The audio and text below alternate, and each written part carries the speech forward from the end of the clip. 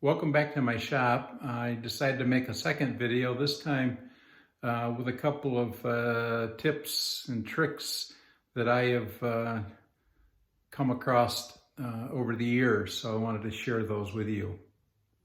The first one is I always have trouble where to place my tools when I'm working, and then they tend to roll around whether I put them on the lathe or what have you.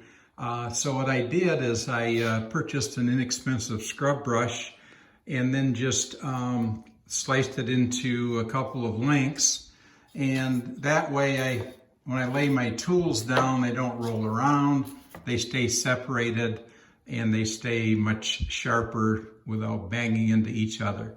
The other thing I did is somewhere along the line I purchased this TV stand or VCR stand, not sure which. You can see it mounts to the wall and pivots.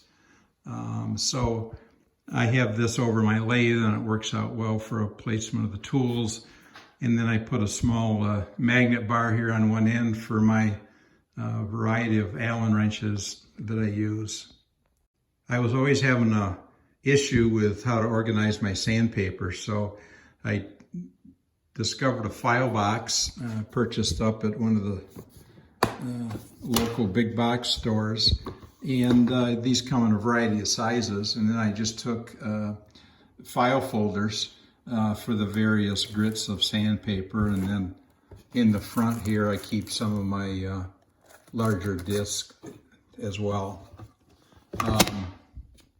For my smaller strips that I use when I'm turning, I just took a recipe box file, again with the dividers. I got my various grits, and then I just take my large sheets of sandpaper and cut them down into strips of whatever size. Typically I just randomly something along this size or maybe a little bit narrow. Works well for me. I keep this next to the lathe when I'm turning, and I know exactly where to reach for it. And then for power sanding, I finally decided to get a small arbor and pads for all the grits that I use in the power sanding.